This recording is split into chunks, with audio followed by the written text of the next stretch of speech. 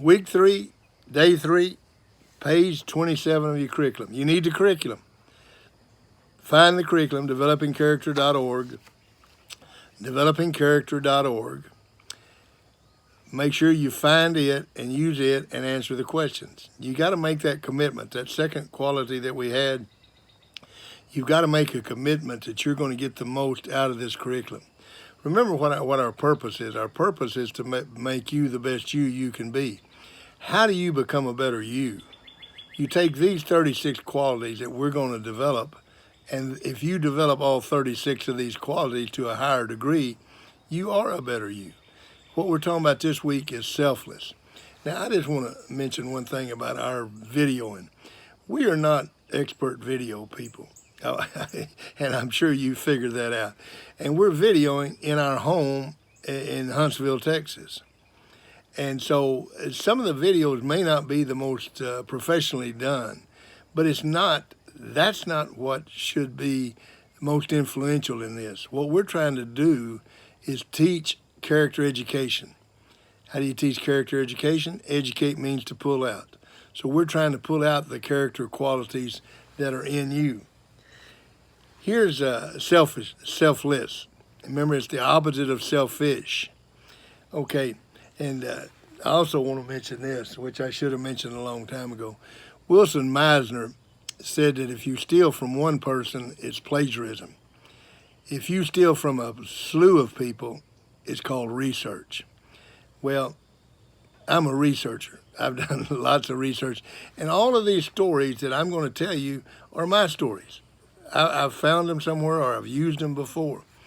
Are there better stories? Probably. And if you've got a better story, email it to me. Or call me and give it to me. My email is coachingtochange.lives@gmail.com. My phone number is 580-212-7752. And if you've got a story that illustrates selflessness better than I do, send it to me.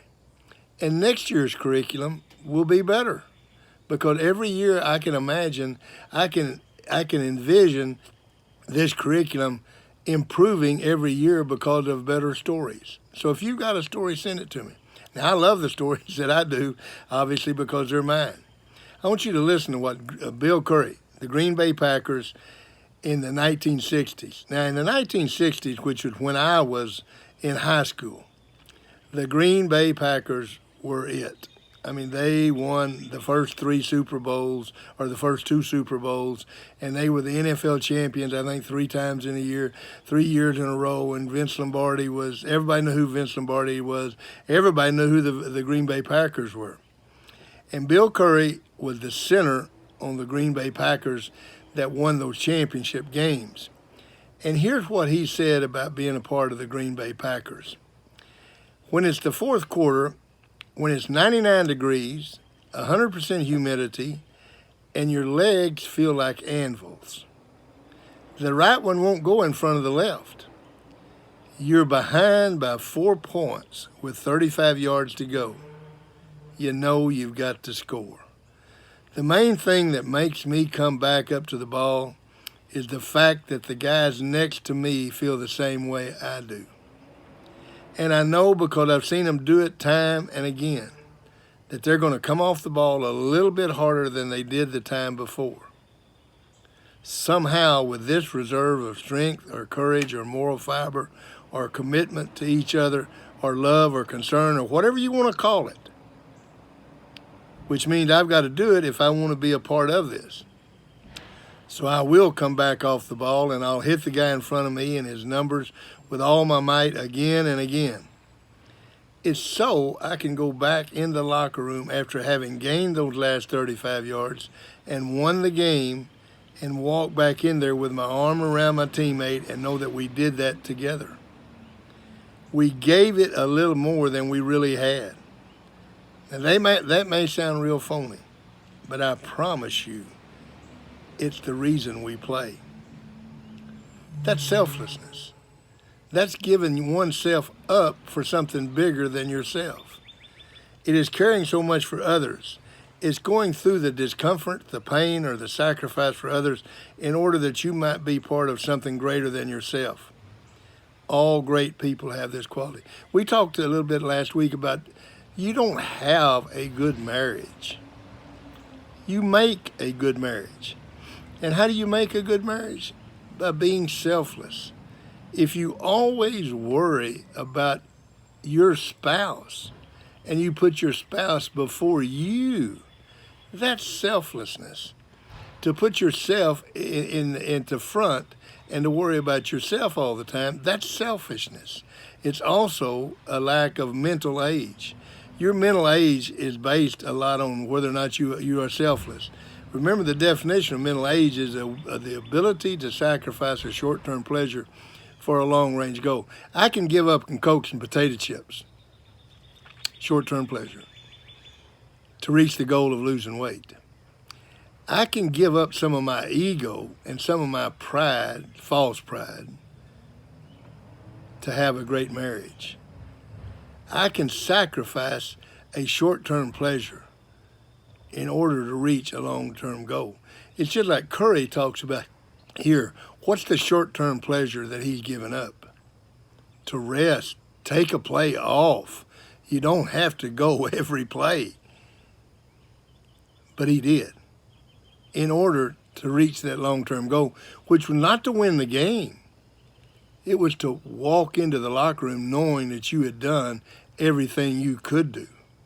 That's it. And that's not a football team. That's a marriage. That's working for an employer. Zig Ziglar used to always say, when you do more than you get paid to do, you'll get paid more for what you do. When you do a great job at whatever you're doing, you have a chance to get a better job, not the other way. What would Curry do if he was selfish? Question number one. Don't forget, we're on page 27. You have to answer these questions. You are not committed to this curriculum until you write the answers to the curriculum. Write them in a complete sentence and tell me what is it that Curry would do if he was selfish. Remember, if you listen to these stories, you're going to remember 2%. If you listen to these stories and you write the answers to these questions in complete sentences and you give it thought, you're going to remember 60 to 80%. In other words, you're going to develop this quality 60 to 80%. If you listen to these stories, write the answers, and then discuss the answers with anybody, your friends, your girlfriend, your brother, your sister, your mother, your coach, it doesn't matter who you discuss the answers with. You're going to develop these qualities 80 to 100%. What do you want, 2%? 60 to 80, 80 to 100. There's a commitment there. That second quality that we talked about. Number two, the second question, why is it important to give yourself to a greater good?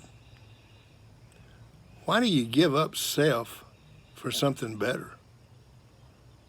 Why is it that you do that?